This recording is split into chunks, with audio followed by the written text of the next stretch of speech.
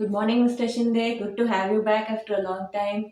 Namaste, madam. Good morning. So, Mr. Shinde, in our earlier videos, you have shared a lot of information about the various forms of counseling, the approaches to counseling, etc. So today, we let's take a different perspective, and I'd like to understand if counseling can actually change behavior in a person. Yes, what happens is if there is any client or who has a behavior related problem, and when he solicits counseling sessions, the client is able to explore through the different facets of his behavior and then able to realize his inappropriate behavior, recognize his inappropriate behavior, and accept that inappropriate behavior, thereby which he is driven to change his inappropriate behavior. For example, let us say somebody is having a behavior which involves being short tempered, getting angry for silly things, for things which are not very necessary. Then, if the person, by means of counseling session, realizes that he's got anger management issues, Okay. he can replace that anger management attribute with a controllable anger attribute. What if this is so? This is how a person can bring about a change in a behavior. Yes. Oh, okay, okay. That is very interesting. Hmm. So, does counseling also help in improved relationships? Yeah. Now, what happens is sometimes if somebody is not in a state of good psychological well-being, Okay, they are going through tremendous mental and emotional turbulence, okay, then it is natural for them to not have appropriate relationships with their parents, with their spouses, with their friends, with their relatives, and their colleagues. okay. When the mental and emotional well-being is improved by means of counseling, then the person naturally is able to interact much better with his friends, relatives, and colleagues, thereby improving his relationships. Oh, okay. I understand. I understand. So, apart from behavioral See, changes about and this thing about this change in relationship, that the question which you just okay, asked me now. okay, Let us say that there is a married couple where okay, there are many conflicts between the husband and the wife. And let us say the husband does not have a good emotional well-being or a good mental well-being, and there is tremendous mental turbulence, and then there is tremendous emotional turbulence, as a result of which he's constantly expressing anger towards his wife. He's not able to communicate well with his wife, he's getting unnecessarily irritated on silly matters with his wife. okay. Then if this person's psychological well-being is improved, then naturally he is in a position to establish better relationship with his wife. Okay, that makes sense. You're right. You're right. Okay. So, apart from behavioral changes and improved relationships, can counseling also help an individual in developing some coping skills? Yes. Now, what are coping skills? Coping skills are nothing but how to manage difficult situations or how to manage negative mental situations.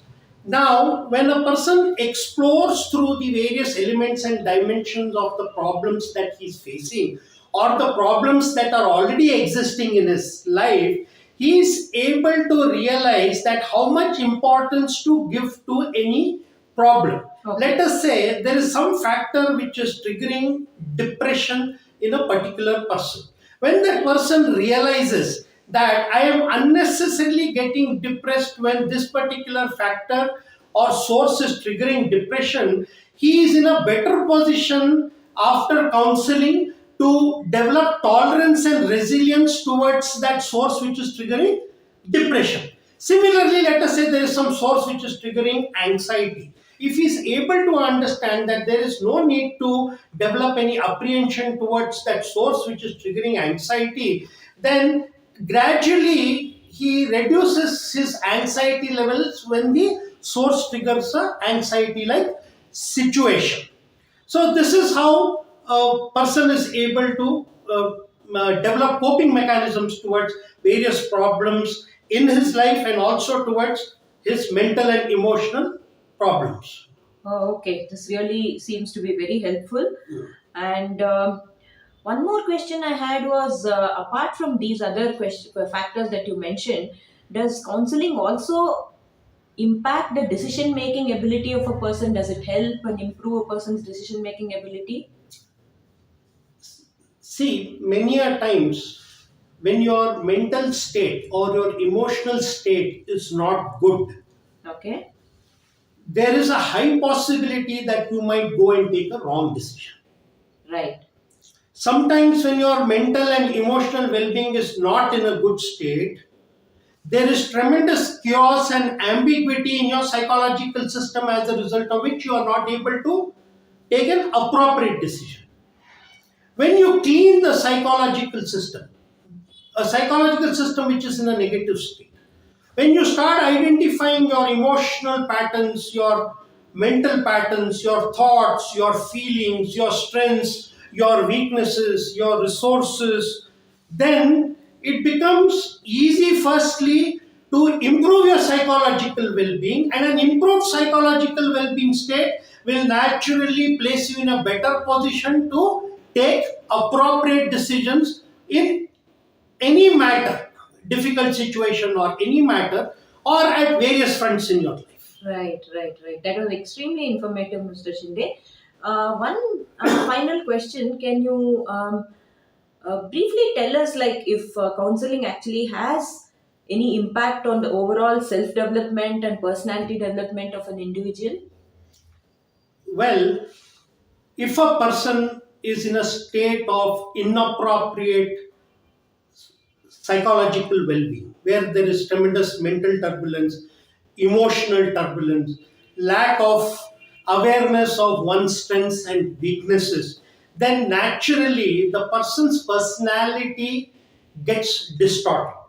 When a person undergoes counseling processes and he realizes that these are my weaknesses which I have to work on, these are the strengths that I should harness, these are the emotional problems that I should solve, this is how I should control the turbulence that is there in my mental system and thereby bring about an overall high quality psychological well-being, then it is natural that an improved state of natural well-being will drive him to behave better, think better, communicate better, establish good relationships, and develop better coping up mechanisms, which will further improve his overall personality, thereby making his presence a presence of pleasure to people around him.